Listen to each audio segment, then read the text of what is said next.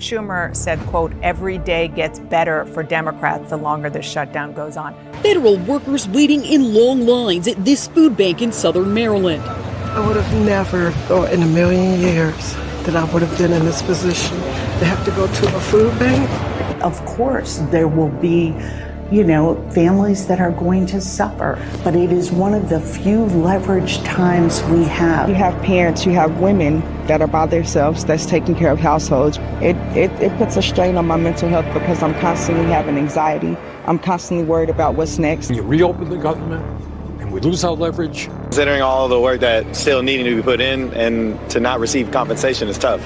These guys went to school, worked really hard, potentially took on thousands of dollars in debt, and that's not how we want to treat our, airline employees that still have to come to work. Just open the government back up.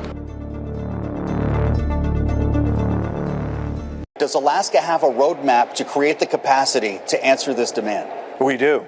There's no doubt about it. The National Petroleum Reserve of Alaska right now is probably the hottest oil basin in the world. And by the way, just on the Senate floor today, we passed my Senate resolution to pull back Biden's shutdown of the NPRA.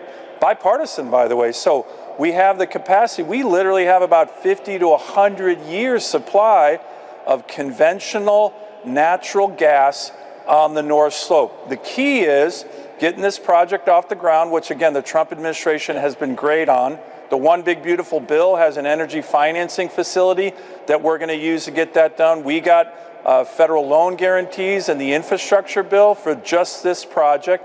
And I'll tell you this, right now, Glen Farm, which is the private sector developer of this project, has already subscribed over 50% of the capacity of this project through letters of intent.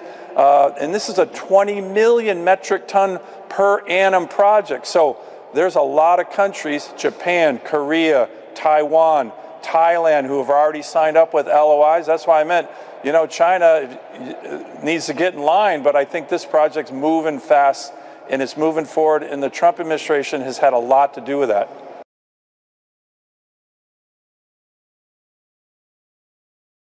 Channel 2's Brian Mims is live at a Head Start Academy in Northwest Atlanta. And Brian, a member of Congress, paid a visit there today.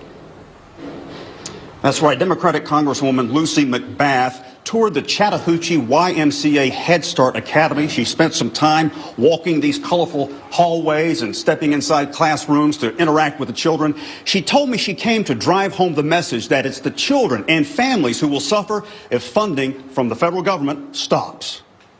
What are you going to be? I'm going to be a doctor! Yeah! It helps to see the world through a child's eyes when you sit on the floor, eye level, and read a tale about Halloween, which is what U.S. Representative Lucy McBath did here in this classroom. A little old lady who was not afraid of anything. Nearly 270 children are enrolled in this Head Start Academy.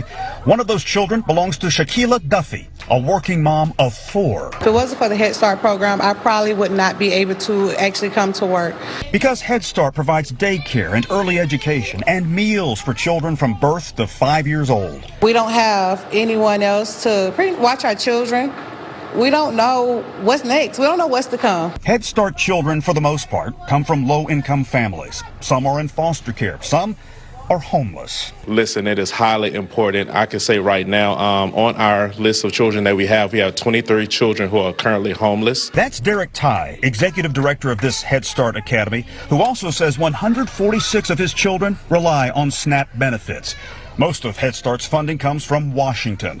Now Representative McBath is here to, as she puts it, sound the alarm. I'm worried about the fact that a parent might have to decide that they're not going to be able to take a shift at work, because if this place closes down, then where are the children going to go? To really know how the shutdown is touching children and their families, it helps to see the world through their eyes. If this program goes away, I'm going to be devastated.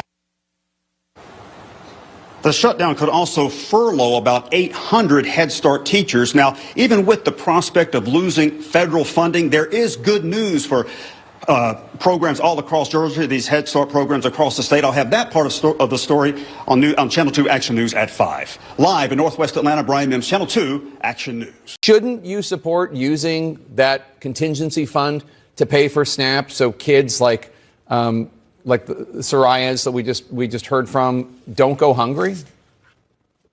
Well, that certainly seems tempting, but the fund, $5.6 billion, is not nearly enough to cover the cost in the short run. And secondly, that fund is there for emergencies, and we have a hurricane bearing down on us now. And so if we use those funds here, then they won't be able to be used elsewhere. And we see Democrats make these trade-offs all the time where they pick winners and losers with funds like this. And so I think we have to be careful if we take something that's there for an emergency and use it when the answer is simple. The Senate is in Washington. 5 or 6 senators could join all of the Republicans and get this done and reopen the government and spare people like Ms. Burdine and her family, her 5-year-old and her 6-year-old, from the suffering that the Democrats are using. The Schumer shutdown should end. I think they miscalculated. They need to just take stock of that. We've seen this mistake over and over in the past, and it just doesn't work to use people as leverage in these situations.